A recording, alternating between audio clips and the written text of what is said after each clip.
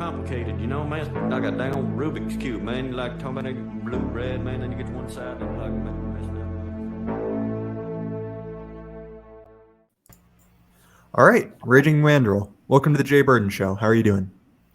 I'm doing very well, thank you. I like your intro a lot. I just wanted to say that off the bat because I don't think I've consumed more than one of your videos before, and yeah, that's a good intro. I like it a lot. Well, thank you. That was something I made in a a few months I had in between jobs, and so I had plenty of time to spend, in learning Adobe After Effects to make a 30-second intro, which is harder than you'd think, but I'm pretty proud of it. But thank you. So, what I want to get into, and I should say first that everyone should check out your YouTube and your Substack, which are both pretty high quality. But if you could, how would you describe yourself? Like, what do you do on the e-right, so to speak? Well, I mean, my biggest thing right now that I'm working on, my biggest project is being involved with the Old Glory Club. I do things behind the scenes with them. And if you go to either the YouTube channel or the Substack or the Twitter for Old Glory Club, all those things exist. Be sure to follow them. We have it's an ambitious project. We have a lot of things planned for it in the works. It's going to take a lot of time to get these things off the ground, but we need people to go subscribe first and foremost so we can begin pushing content and have a common editorial line for all of us on the e-right. My YouTube and my Substack are mostly just my more serious content. Twitter for me is and has always been just a place to shitpost while I'm bored at work. So you know, but yeah, my more serious content it goes on those two platforms. Yeah, I think we have a similar attitude towards Twitter. I, despite myself, cannot make myself take that site seriously. It's just there's something about watching, real adults from like real like prestige institutions just screaming all the time that's a little bit funny, and I just can't bring myself to take it seriously. But as a technical member of the Old Glory Club, I'm not super active. Again, I've talked a lot about the hours I'm working. I just can't devote much time to it. But there's been a lot of good stuff over there. Recently, Charlemagne and Oren, or Charlemagne wrote an article that was published through that Substack. It was quite good, about kind of the religion of liberalism. He spoke recently with Aaron McIntyre about that. So if you want a kind of an easy ramp on, not only has he done that, but Ryan Turnipseed did a really interesting article about American musical history, which I'd also recommend. So if you guys are interested in either of those, be sure to check that out, and that will be linked in the description. But anyway, enough shilling. So how did you get here? I'm always kind of curious, how people end up on this, this kind of small corner of the internet. Were you just kind of always, on the right, or was that something that happened later in life?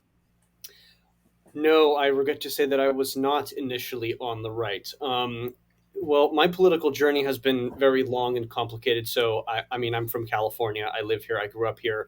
I received a pretty bog standard liberal progressive education where obviously we're going to talk about racism and the Nazis and Jim Crow like over and over again. We're all going to read Elie Wiesel's Night and analyze these historical events from the last century to death. And it was really only a couple of things that really drove me on my political journey, which was obviously Gamergate, right? And doing the whole YouTube sphere because, YouTube was a huge deal, right? And I just basically watched Sargon. I was into Milo Yiannopoulos. I was into all the normie tier content that you'd expect, like Tim Pool and the Daily Wire and stuff. That was after I got into the service. And, I had the Navy specifically has this weird thing where people tend to come out very libertarian in a way, or a lot of the libertarian economic, criticisms of the military-industrial complex make much more sense to somebody who's actually seeing, the sausage being made. And so that's kind of where I went. And then right around 2017, 2018, I purely by happenstance found Academic Agent because I was really invested in the Brexit controversy, and I would just literally found his channel by watching a stream with him and Sargon talk about Brexit and all the shenanigans that went on with that. And of course, just simply following AA and following along in the intellectual journey that all these people have had, it has led me to other thinkers that I previously wouldn't have really been interested or wouldn't have touched, like a Carlyle or a de Benoit, who I would have never heard of if I hadn't been watching any of AA's content for sure. So yeah, that's who I am and where I came from. That's interesting. I didn't know about you, serving. What branch were you in? I was in the Navy for 4 years. Okay, I guess that makes sense if you're on you said the West Coast, right? Right. All right. Yeah, it's interesting what you said about the libertarian streak, because I have one friend who's, a good bit older than I am, and he went in the Marine Corps in '06.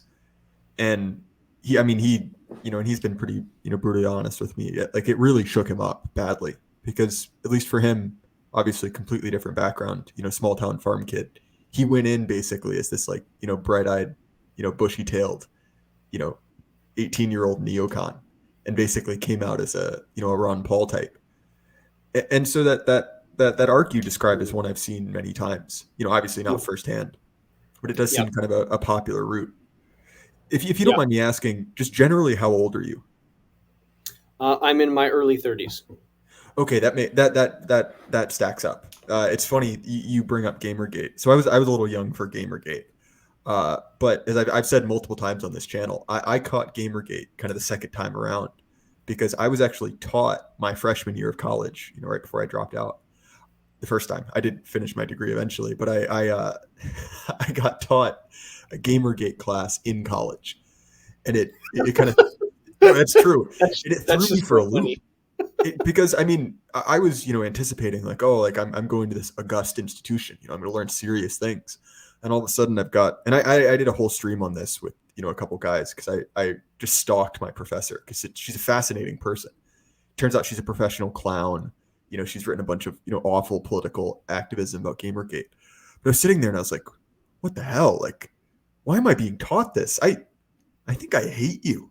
And it was funny that I found all the Gamergate stuff secondhand, because she was saying, like, oh, look at this horrible person. And I'm like, I don't know. I mean, if you don't like him, I think I like that guy. And so I also found, that a very similar path, but Yeah. through university, right? In the most kind of like ass backwards way possible.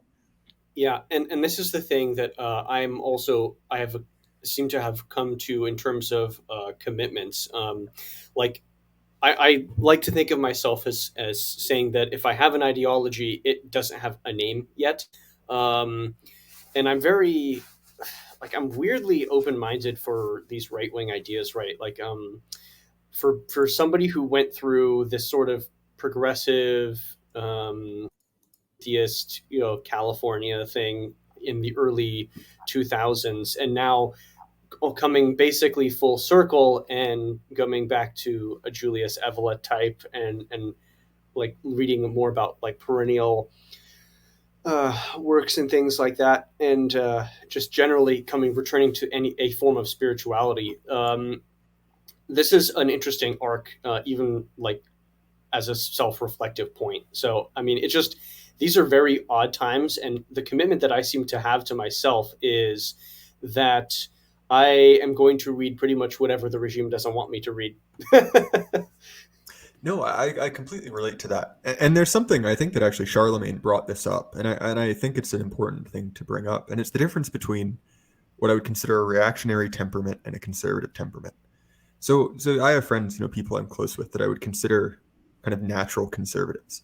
And so that's the same type of, like, highly order-based personality, you kind of see across the right, but it tends to be more order, but don't rock the boat. Kind of like things will stay as normal, in the most ordered way possible. And whereas I think that, maybe people like you or I, or more people in our circles, are also, right-wing order-based types, but there is a degree of open-mindedness that's a little bit less common. It's like, well, and I think this is where you see the common sentiment of, like, well, I don't care what creates order, just not this. And that very much that, like, on one hand, you could say, like, are we conservative? I mean, we're right wing. We're probably closer to conservatives than progressives.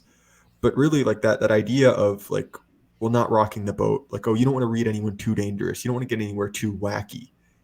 I think is, I guess, very much more a trait of a conservative than kind of like the more, like, and I don't want to say reactionary in like the NRX sense, but in the kind of like the truly, like, dissident right, like the people who are kind of looking, casting about for sources outside of kind of like the traditional, like, American conservative canon, so to speak.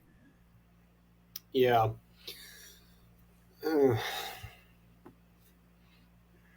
So anyway, sorry, did Just you have out of anything else to add? curiosity, sorry. Do you have any sort of like artistic background at all? No, not at all. I'm not very, like, artistically successful at all. A lot I of mean, my friends are. So do you I have am. any sort of like, did you do poetry or anything like that, or like No, I did writing? go to I went to a classical Christian school. So I did a lot of classics. I did a lot of, kind of like the Western canon. So Mhm. I'm immersed in that tradition, but I'm going to be the first one to admit, like, if you asked me to, draw something or compose a piece of poetry, you'd assume that some, like, you know, someone in middle school gave it a real good try. I'll put it that way. But I have Well, at least a passing familiarity. the reason I ask is because this is something AA has mentioned before, and I definitely seem to notice this is people who are much more along our side of things, whether that you want to call it reactionary or whatever, is there always seems to be a little bit more of an artistic background, and there always seems to be this desire to, I guess, transcend or to buck more normie conservative bourgeois norms.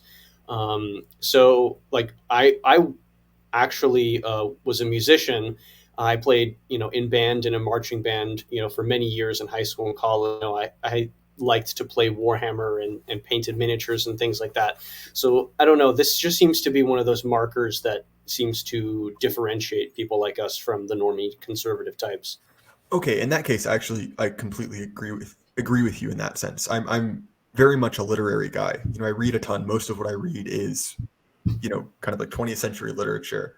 I'm not a poet, but I enjoy reading poetry, and also, to balance out, those kind of like chin stroking, high IQ stuff. I also, paint Warhammer, right? Which I think is probably, Mm. I Yeah, think that there's almost nothing that is a greater unifier on the right where we can argue about literally anything, except for Warhammer, apparently.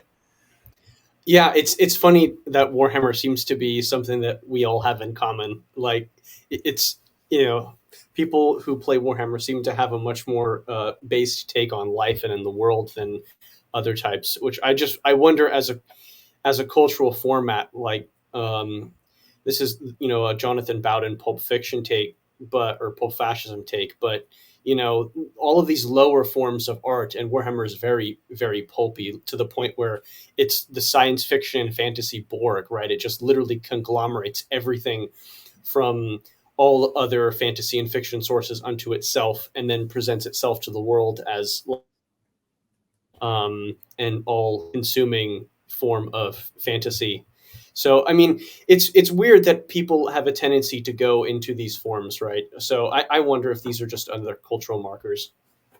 No, I think you're right, and I've actually been kind of mulling over. I've been wanting to get a panel together to do a Warhammer discussion, and because I've been thinking a lot about this. That book, Pulp Fascism, I actually read fairly recently. I read that probably 2 or 3 months ago, and I really Yeah. got a lot out of it. And I think that there is something to the fact that the because obviously, look, like, Warhammer is incredibly stupid, like, just objectively stupid, and it is incredibly unsubtle. It's basically like if you combined Transformers and WWE. Like, that's the level of, of kind of like subtlety you're getting at. But within that, like, all of that, aside, there are these kind of like deep, truly reactionary themes in it that I think are interesting and worth poking at.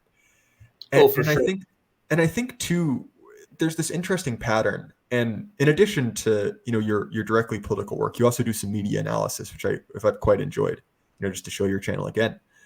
But there's this odd dynamic where it seems like the type of person that gets attracted to like reactionary settings is either a true reactionary or an ultra hardcore progressive for exactly opposite reasons. And I think that the reactionary obviously likes it because there's this idea that like, oh, well, the world is a hard place and you have to do hard things in order to survive. Things aren't, there's not an optimal solution. It's profoundly anti-liberal in the sense that like, yeah, you don't get human rights, but it's not because we're being mean. It's because, well, if you get human rights, then demons pop out of the woodwork and pull you into hell, you know? And on the other end, I think that the progressives find it attractive for the same reason they find, Harry Potter attractive, for the same reason that they find, kind of like a lot of period pieces, because it is a system against which they can push in a setting in which their beliefs would actually be transgressive. So one of my biggest pet peeves, and I'll get it back to you. I don't want to take up all the air in the room, is the progressive tendency to view themselves as the underdogs and the victims, regardless of context.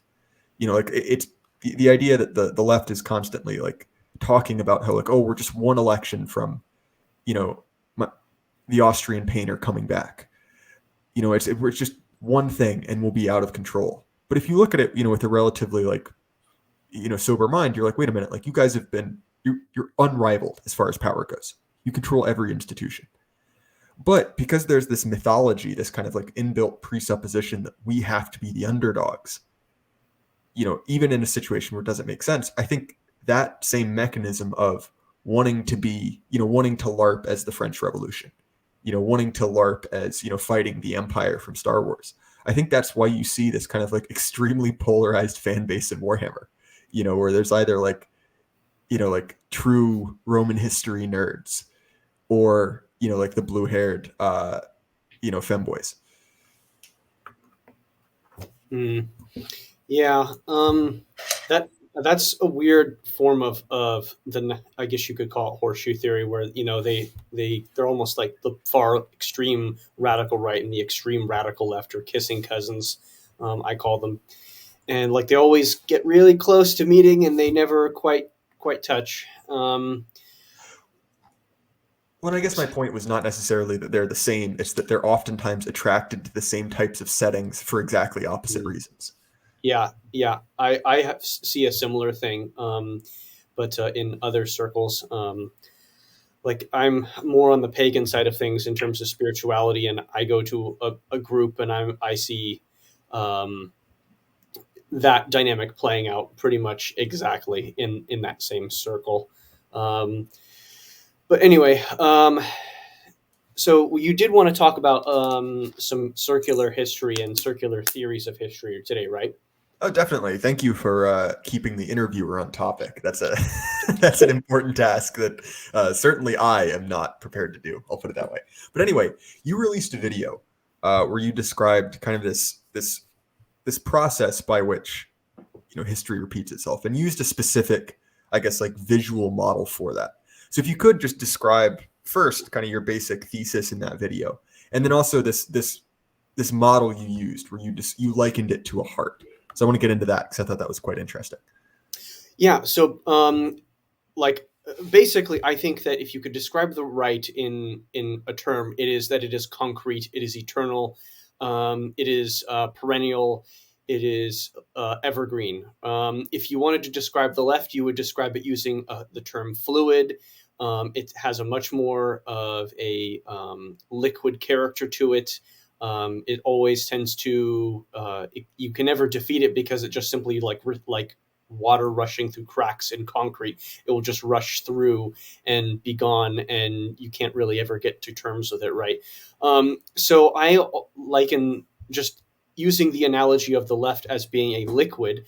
I said that, okay, there seems to be these historical pulses where, like any sort of pump, which the heart is basically just a pump, right? It pumps blood instead of water, and I use that because that's a clear symbological tool to describe what I'm talking about, and because it sounds cool on paper, right?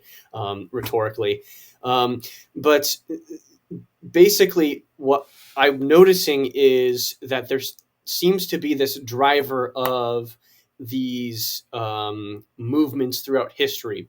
And I actually wrote that before I read The Fourth Turning. My idea of cycles and of generational cycles is that you have these broad historical things that happen in around 30 to 60 years. Like, I was actually inspired to write this by a 17th century shite poster who mentioned that these, and Radlib too as well, because he said that these Protestant things tend to go in 30-year cycles. I just basically said, okay, well, these things seem to have a like kind of a, my analogy is that it's a 4-stroke engine, basically, as well as a heart, right?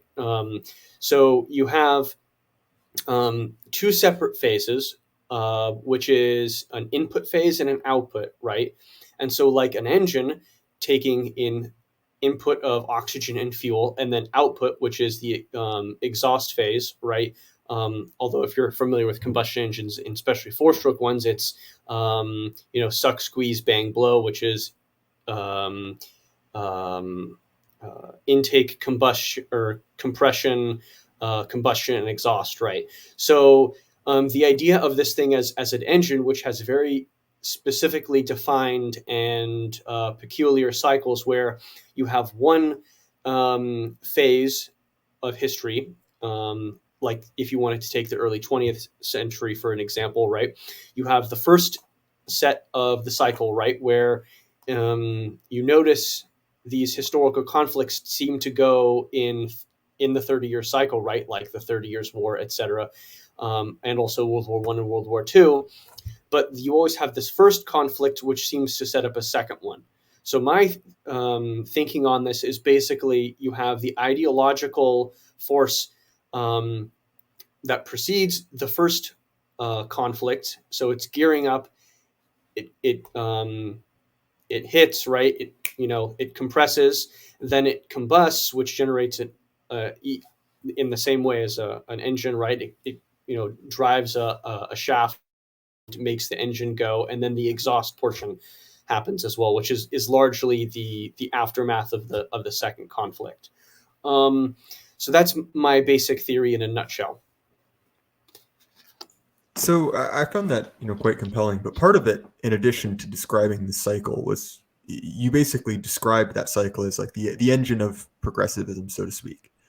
And you Right. said basically like, all right, like we as the audience, if we want to stop that cycle, not all times are equally optimal. So you said that when you attempt to disrupt the cycle, it's a radically different process depending on where the cycle is in motion. So could you walk us through that? Sure. So my thinking on this is that the primary reason why the mid-century German movement and the middle of the 20th century conservative revolution failed was because it was out of step with time. And the same thing goes for Napoleon as well. I did mention Napoleon and his timing, specifically after Wagram. So there is this weird temporality to these things that I notice when I was writing this, and actually I kind of got really creeped out when I was writing this initially, because I felt like I was looking into the mouth of madness. But the thing with a heart, right, is or any sort of engine, right, is if you have the intake phase, which the initial ideological ideas get formulated, right, it's going to be under pressure. And then in terms of compression, right, which is the second phase, the initial conflict of the two cycle of this input and output phase, if you strike then this, like, the system is at the apex of its power, right?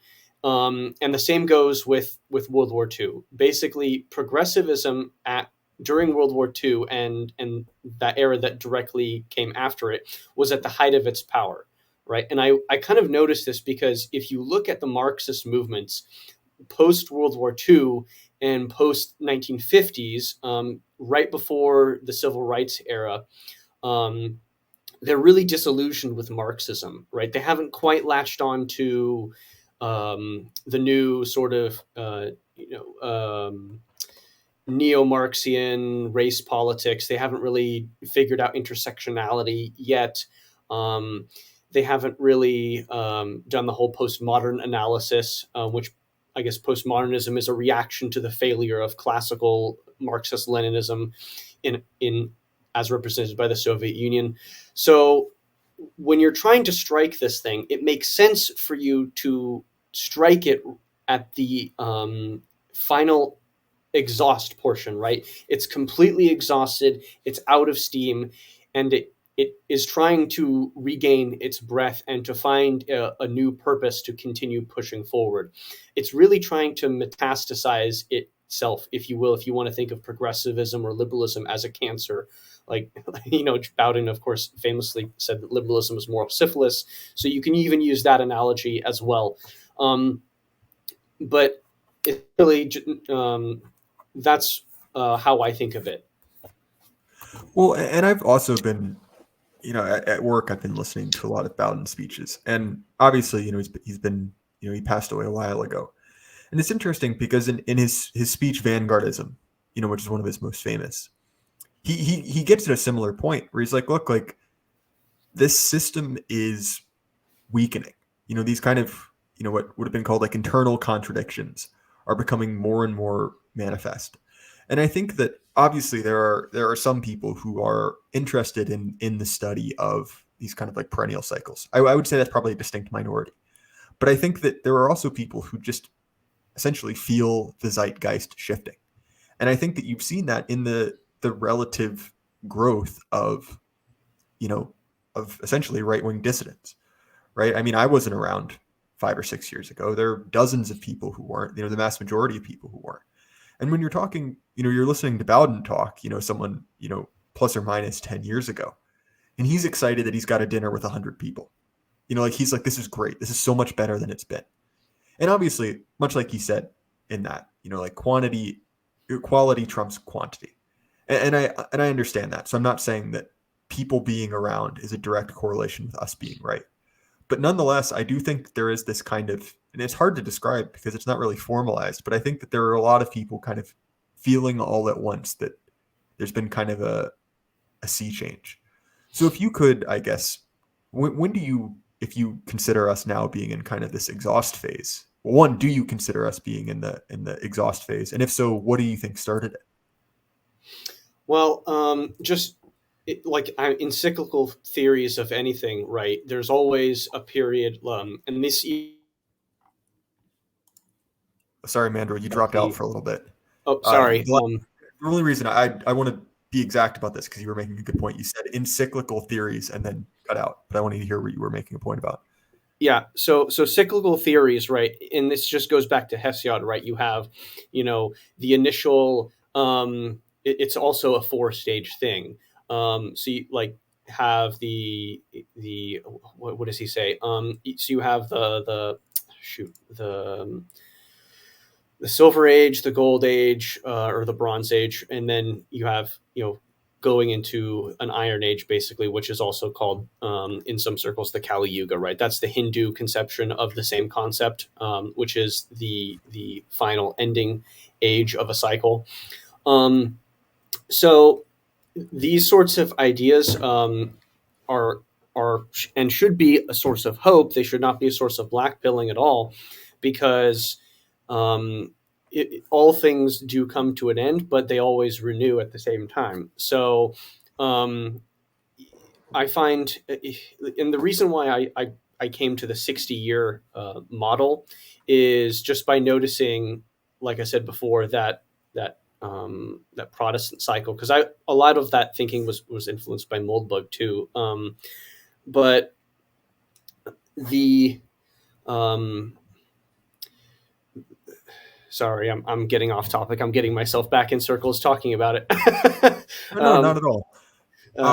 So I've got another question. So we were talking about well, first, before I get into that, we were talking about, where we are now in that cycle, and if so, do you think that we're in kind of this like the exhaust phase, the Kali Yuga phase, the Iron Age, the Winter, whatever version of that 4-stage model you want to use?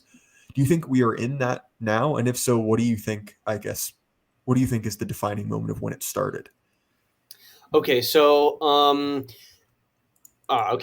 my theory basically says, okay, you have this 60-year cycle, and I was starting this cycle for the modern era right around the time of the civil rights era, so in the 1960s.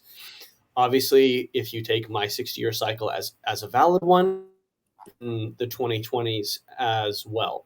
Other cyclical theories who have a slightly different, like the fourth turning, have an 80-year cycle, which is based on a generational cycle. And obviously, generational cycles are 15 to 20 years. So my 60-year one isn't really super original or anything. But it's interesting seeing in history, once I read that book, you see the timelines roughly correspond. It's not that different. So that might just be a coincidence, but I thought it was interesting.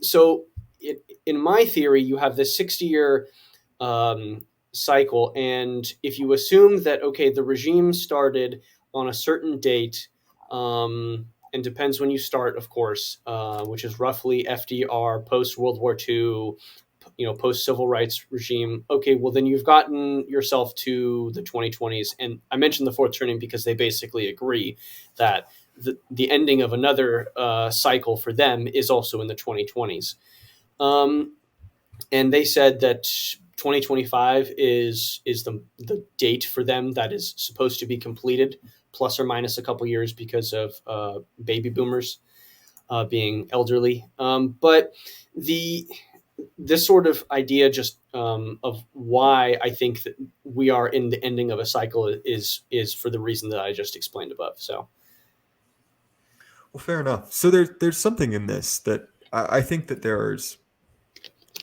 were both these kind of micro cycles, right? These kind of like 40 to 60 year, periods of time. But at least in my mind, there are also these macro cycles, like these kind of civilizational level cycles.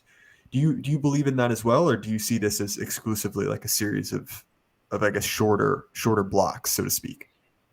yeah, I mean, I'm not somebody who has the like thousands of year long time cycle as Evola. Like that to me seems a little bit of an extreme. I don't know. I'm not sure if I take Spengler's doom and gloom prediction as granted. I haven't delved too deep into Spengler yet, unfortunately. But his idea that the West is going to end circa the year 2000 and it's all going to be over, and these the 1,000-year life cycle or 2,000-year life cycle is pretty much what it is. And yeah, I don't know. I haven't made up my mind on that quite yet. But the 60 to 80-year cycle or the 100-year Roman cyclum is something that I seem to very much favor, just because the generational thing is nice. Well, fair enough. That's well said. So I come, from a more, I guess, traditionally Christian background. You've mentioned you're a pagan, and I guess, one of the big differences between those two worldviews is, to a certain degree, eschatology, right? I don't mean to get into a theological discussion, but in many ways, at least in my experience, right, which is reading the European classics, that the pagan vision is fundamentally a tragic one, right? The idea is that if you look at the Homeric concept of the afterlife, if you look at the Norse concept of Ragnarok, there is this idea that entropy wins out. Do you think that that's a fair characterization? No. And I will say, because the sources that we have, well, speaking from Ragnarok, largely come from Snorri Sturluson. And Sturluson lived in a society at the time which had been, relatively recently Christianized, but was still, like, of course, that's the dominant religion is Christian. And um, I think that that's kind of also ignoring a sort of naturalism, if you will. With the winning out of entropy, there is never it's never an end, right? I don't actually believe in an end to history, unlike um, Christians who believe that history does have a specific end date in the return and resurrection of Jesus Christ, right? No, I'm much more inclined to a more I think Nietzschean concept, right? Which he called it the eternal return. I kind of believe that these cycles go ever on, forever and always. I haven't made up my mind specifically on the Hindu version of this, whether you can break this kind of dharmic everlasting cycle, or as an individual human soul or not. That's an area that I haven't delved into quite yet. But I do like the idea of natural cycles repeating, and this sort of very fateful idea of, even though there is a decline and a downfall, there will always be a renewal. It is never truly the end, and there will always be another goal, given enough time. So I kind of do like this idea very much. Um, No, fair enough. That's an important distinction to be made. To kind of put it in dumb, right wing mean terms, right? It's all over. We're so back cycle. The eternal. the eternal nig me wag me cycle. Yeah. Yeah, exactly. But there's something in that, because to me, and it's hard because the term black pilled at this point almost means absolutely nothing. You can just state facts, and that's well, you're black pilled. But there is this kind of profound arrogance in believing that we are the last generation. Like this is the end of history. Because look, like I'll be the first one to admit, like from a certain perspective, things are a bit grim. But I mean, to be perfectly honest, like, well, things have been a lot worse, and time continued on. And so I don't want to ever be, excused of whitewashing things, of, glossing over, the real problems in the world. But I do get incredibly frustrated, with this just like eternal doom scrolling, the idea that, and look, like it's a fair enough point. You could say like, oh, that's a, a debased version of Christian cosmology. And what, fair enough, maybe it is. But this idea that like, oh, it's so bad that, everything is going to just completely fall apart. It'll never be good again. We'll live on this like, essentially like uncivilized husk until time ends. And to me, like, I have almost no patience for that.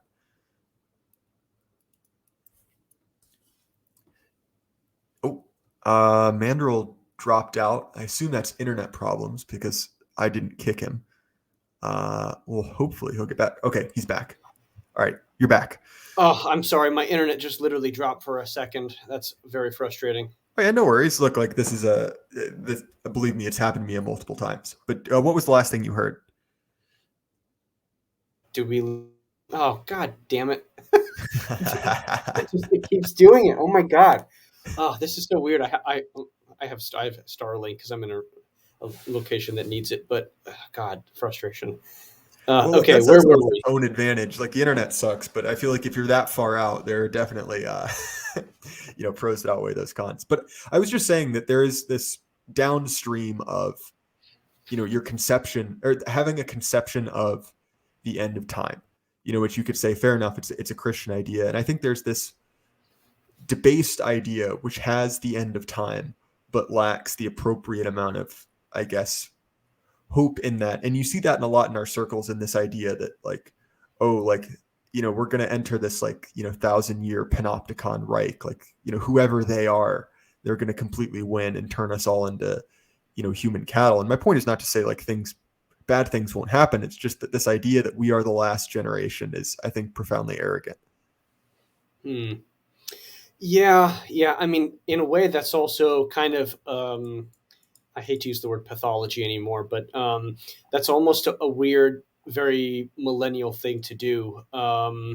Before I go on, in which context do you mean millennial? Do you mean generation or like millennialist, like cult? The generation, right? Okay, sorry, Obviously, just because both of those could be applicable, but yeah. yeah, yeah. So the millennial generation was basically told, you are the end of history. You are going to be the heroes who will usher in a new golden age, et cetera, et cetera, right? And so even on the right, people who kind of black pill and think like, oh well, it's all over, and that sort of thing, also kind of like play into this a little bit, like from the view of the defeated. So I don't know. It's kind of strange. I find it's weird. No, I know what you're getting at, and there's this kind of eternal problem, right? And it's kind of that process of like killing the liberal inside of you, where it's like it's incredibly easy to fall into their framing, even in trying to kind of oppose them to a certain degree. And it's interesting you bring that up, that idea of like you're going to save the world, because that is a profoundly ideological premise, but it's smuggled in so innocently, and everything down to like, just like children's Saturday morning cartoons, this idea that's like, oh, you're going to be, you're going to be special. You can be the person who, fixes everything. And I think that also, you see a little bit of that in kind of and again, I've lived in red states, I've lived in blue states, but there is this kind of, blue state obsession with like wisdom coming from children, and I think you see that in the eternal cycle of Greta Thunberg or not Greta Thunberg. Like, who's the one from the 90s? I can't remember her name, but this kind of like series of, children being brought forth to kind of speak truth to power. But there is this odd, and I don't know where I guess it is kind of a romantic, in like the literary sense idea, that like, because children are these kind of like uncorrupted beings, that they not only have this incredible potential to save the world, but they also have, like a more firm, or a clearer eyes to see the truth. Do you see that? Or do you see that Yeah. theme, I guess? Yeah, I mean, for me, from the millennials, I actually like the idea very much of, because the fourth turning actually does speak about the millennial generation, and does consider them in the Strauss-Hausen of what the generational caste is. Um, the millennial generation is supposed to be a heroic generation, right? It's supposed to be a generation who comes about at the end of a cycle, and specifically in a cycle of great chaos and disorder, and sets things aright into a new cycle, and makes stabilizes society again, refounds institutions, etc., etc. So I do kind of like this idea, actually, and one of the, I guess you could, in right, when I was talking about the idea of the eternal return, this is why I'm kind of you know optimistic about the future, regardless of what happens. I think that no matter like how far we continue to decline, it is basically up to us. The realization on people on social media of no one is coming to save you is, oh well, I actually have to do something. And so just because there's a cyclical view of history, and there's this very fateful view of history, does not like does not negate any sort of responsibility on your part as an individual. You still have to go meet destiny. No, that's well said, and I think that it is I guess a delicate line to walk, so to speak, because on one hand, and this is a broader, I guess, conversation, because at least when I went to university, when I had history classes, or any kind of, because I first got a liberal arts degree, and then a finance degree, and in all the liberal arts stuff, it was very odd that across multiple institutions, multiple professors, the big thing that was pushed was extremely anti great man, right? Everything was trends and forces. That no one was really ever that special. Everyone was really just, well, it was just a convenient of a selection of current like economic forces and demographic factors. And I guess the problem with that is that they're not completely wrong. Like there are these, these cycles, there are these like kind of currents that push us along. And while that's a useful way to describe a society, on an individual level, the baby boomers aren't completely wrong. Like if you're giving advice to someone, much like you said, like you have to do it. You kind of have to act heroically. And so that's kind of a tension in, I guess like right wing analysis between, recognizing that like, yeah, like there are things outside of your control that can really screw you over, that can either, push you ahead, well above your, I guess like, average capacity, and things which can hold you back. But at least to me, like that idea of having a heroic calling is something I see, and something I really admire across different figures in the right. And again, I'm just going back to Bowden because I've been just binging his stuff on my 10-hour shifts. But I think that what made him so effective is that he presents this, and I don't want to get back to it, I just want to finish this thought before I get onto it, is that he presents this difficult fight, right? You're an extreme minority as far as opinion goes. All the current society against you. He doesn't present that as this like hopeless rearguard action, like standing across the, the train tracks of history yelling stop, which it implicitly is futile.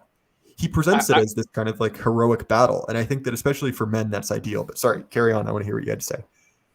Sorry, you totally there again. You were kind of roboting, so I missed most of that, unfortunately. Oh, shoot. Okay. Well, basically what I was saying that I think that having this struggle, viewing that as heroic, viewing that as a positive thing, I think is incredibly important just for kind of our own self-conception. And I think that especially as men, we kind of need something to fight for, and just having this idea of, oh, this is a hopeless struggle, this is a rearguard action, like we're just trying to prevent things from getting worse, kind of the, National Review strategy. I think that just saps you of any will to fight. Yeah, it's interesting, right? Because everybody goes through the the white pill, black pill cycle pretty much on the daily at this point, just by how bad things are. But it is there is there is hope, and I have to, I tell myself that I have to believe, and I really do believe that you have to believe that things are going to improve. And I guess for me, a cyclical view of history is the way to do that. Yeah, the interesting thing about the cast of characters or the cast of generations in the Fourth Turning is that it seems to me to be very accurate in its conception of how different generations, or at least the archetype of those generations, seems to function. Obviously, millennials consider themselves to be, very heroic, and have been told us as much. And boomers, based on being the prophet generation in Howes and Strauss's conception, is that they're very obviously intransigent. They have a spiritual vision, and they're not willing to compromise on anything. And also they're focused on I guess the vision, and so they kind of really suck at actual practical things, whereas I find people of my generation seem to be much more practically oriented. I don't know. What do you think about that? No, that's definitely fair. I also, it's also hard to say because there's also just an age and experience factor to it. In the sense that like I think that, and it's hard because there's kind of a cultural cope that is basically saying like, oh, people are always saying this new generation's worse than the last one, which is completely true. But that's used as a way to essentially cover up, ways material, like things have materially gotten worse. But I do think there is something to the sense that like if you take a group of men in their 30s and a group of men in their late teens, there will be both broad generational differences and just a difference of 10 years of real world experience. And I think that applies kind of across different age cohorts. And to me, I like the generational model. I think it's a useful way to discuss things. But there's this temptation to fall into boomer bashing, into zoomer bashing, into making fun of millennials all day. That's not particularly productive. And to me, it reminds me very much of how kind of like the Roman legions were organized, right? That there was a process through which you could kind of age into a different role. Where you have the young guys up front who are looking for essentially like a way to make a name for themselves. You're kind of like average age soldiers behind them, and then when things get really rough, well, you send in your stalwart old veterans because, well, one, they're the bravest. They have the most experience under their belt, but also on the other end, like, well, if they die, they've already had kids. They've already kind of contributed to society. And so my point in that is not saying like, hey, if you're 45, you should kill yourself. It's to say like I think that we're in very many ways a nascent movement. Things are not very well developed, and I think that if this is going to be something that lasts, we need to kind of have different roles for people of different ages and social standings, because obviously if this is just a movement of, single guys in their 20s to 30s, that's not a particularly like long-lived one. So maybe that was a little bit off topic, but that's my thoughts. Yeah, well, I mean, in terms of generational differences, I find that the best explanation for the fourth turning of why those differences exist is the conditions of society that were present during the upbringing and the youth period of all of these generations. So, like the stereotype of boomers is obviously they grew up in the American high and the Pax Americana in the 50s and 60s. And so they seem to be very much extremely entitled. And, whereas, Gen Z seems to be more, coming of age in cancel culture. And there's this massive cultural conflict. They a little bit more shy, more hesitant in odd ways. Well, I think, Much and not to more. make this overly economic, but I think also that growing up during the financial crash Oh, has sure. made a lot of people my age extremely, extremely risk averse.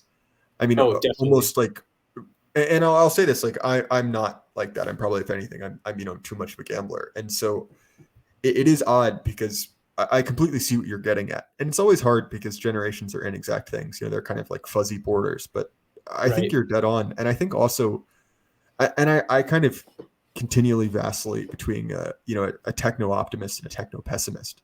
But to me, Mhm. like having access to the commercialized internet since day one, like I don't think we know all the effects, but the ones we can see are not good, you know?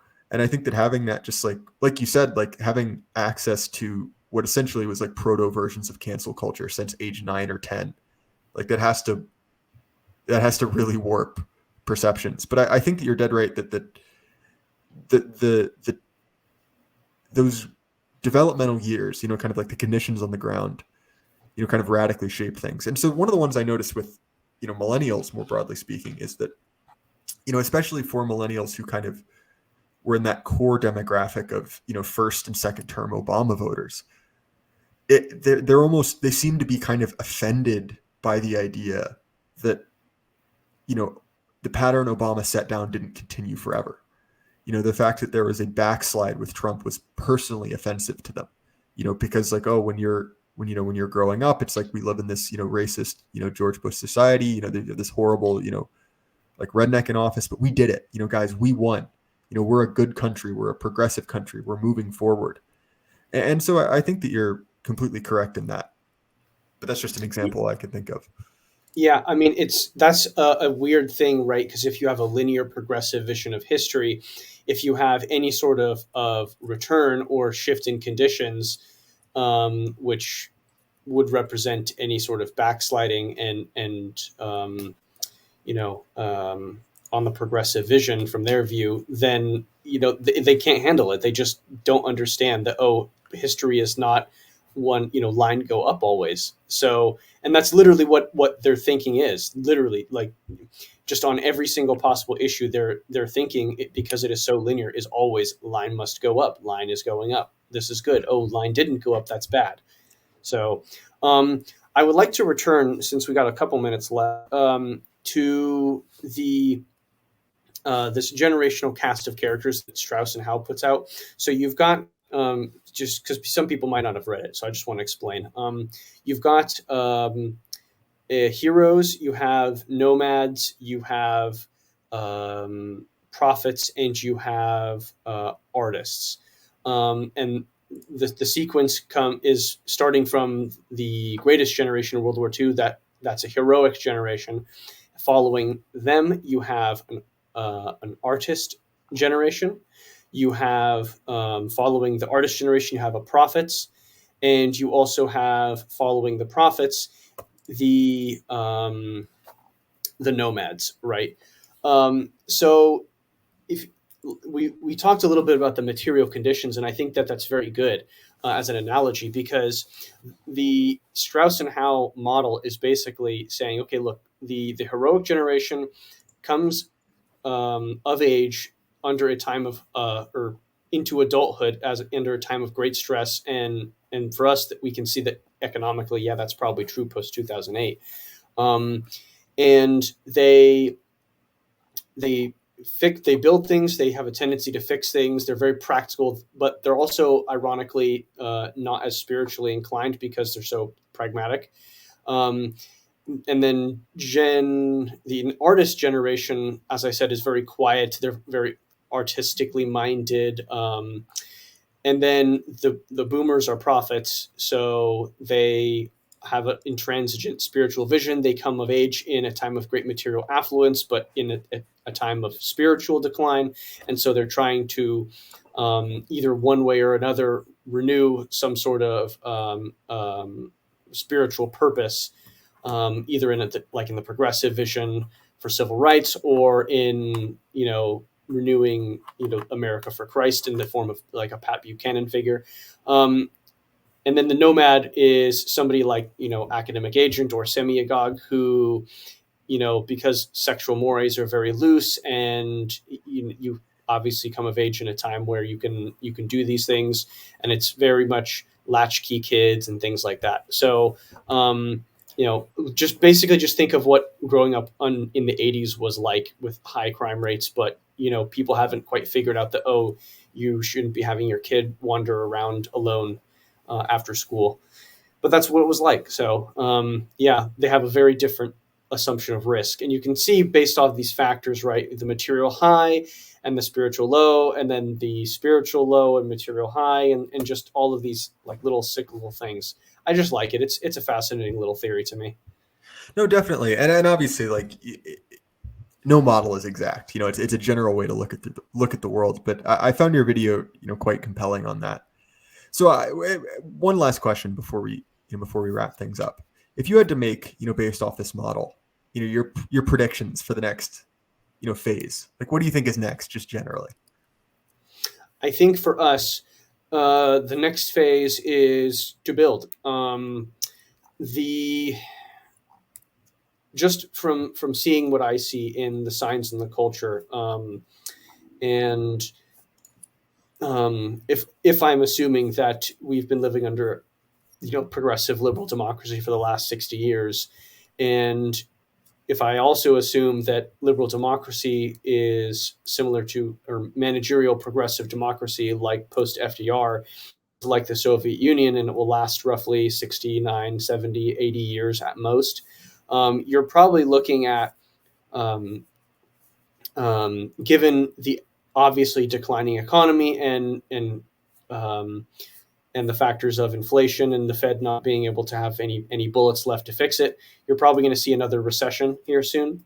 I don't know about you, but any regime which loses a war abroad, and like in Afghanistan and Iraq specifically, the war on terror was basically a defeat strategically. If you have an economic downturn and you have another foreign policy foray in Ukraine, which we will see the outcome here in the next year, I think. If that goes south for the regime and they have another economic downturn, no regime is going to be able to survive on a credible level if it doesn't do basic things. Every regime, every government has to do economics well. It has to do foreign policy well, and it has to like keep the population placated through bread and circuses, as we all know.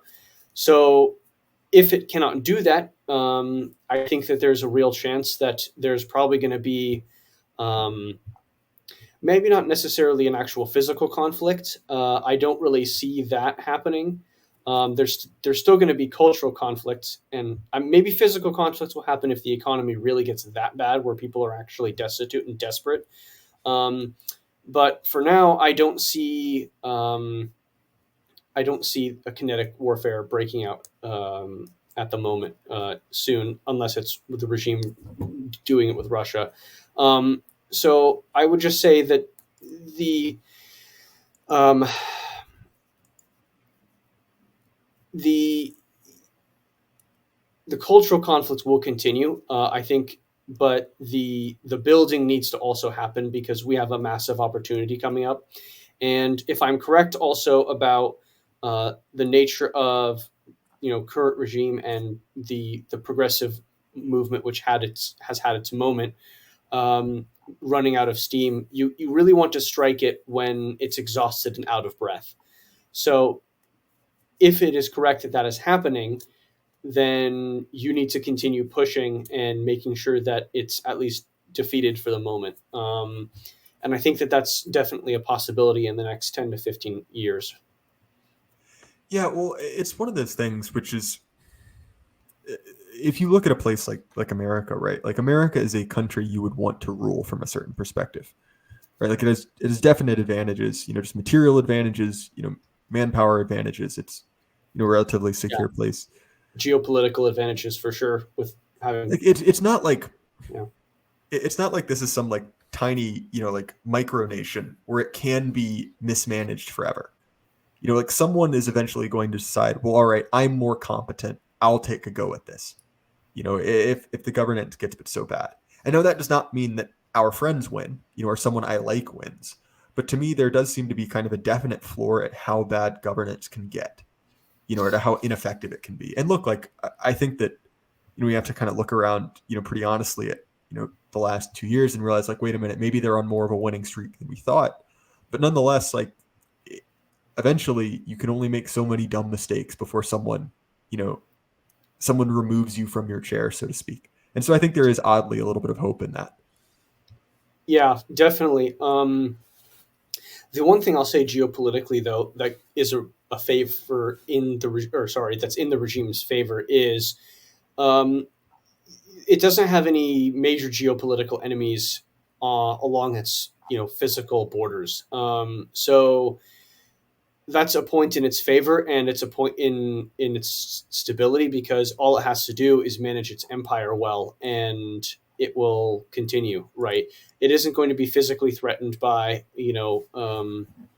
an outside external entity, unless you actually physically count the borders of America where its satrapies are in Europe. But I sincerely doubt that Russia is even capable of conquering all of Europe at this point either. So I don't really see that it's weak in terms of the foreign policy, other than its own blunders, which are largely self-inflicted. So yeah, I think that in that regard, they're very stable. Yeah, I think we're in agreement on that one. So as we wrap things up, is there anything you want to show before we get out of here? Sure, you can go ahead and follow me on my Twitter, my Gab, my YouTube channel for content that I put out. I usually put out a couple streams here and there. I have a new series with one of my IRL friends in my Conversations with H Hour playlist, which my good buddy H Hour, he and I talk about various esoteric nerd topics because we just talked and decided that we're having these conversations, let's just go ahead and record them all. So we've started uploading those conversations now. Go ahead and follow me on Substack as well. I am pretty prolific at writing, and be sure to visit Old Glory Club. And again, all of those links will be down in the description. As far as my stuff, you guys obviously can find me on YouTube. The show is also available on Apple Spotify. I know there's been a little bit of delay with episodes going up. That's not within my control.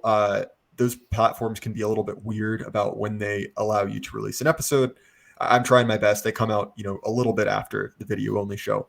And the scheme I have worked out with that is that the most recent 10 episodes are always free on audio only podcatchers. But once it drops out of that top 10, it does go behind a paywall at my Substack. And that's just a way to offer you guys a little bit of a utility and then cover the cost of hosting. In addition, my Telegram, my Twitter will also be linked. And we should have some more guests coming up. I've been, I was telling Amanda before we went live, I've been working a ton. I'm now moving up to, 6 10-hour shifts a week, which is obviously a lot. I'm going to try and keep up the output, but you guys can probably tell I've been a little bit tired. I'm going to try and get over that. I'm going to try and push through and, keep up the work. I might have to drop back to only 1 episode a week. If I can avoid it, I will, but I just wanted to let you guys know kind of the state of things. But anyway, guys, thanks for coming out. I appreciate it. And remember, guys, keep your head up. The light can't last forever. Good night.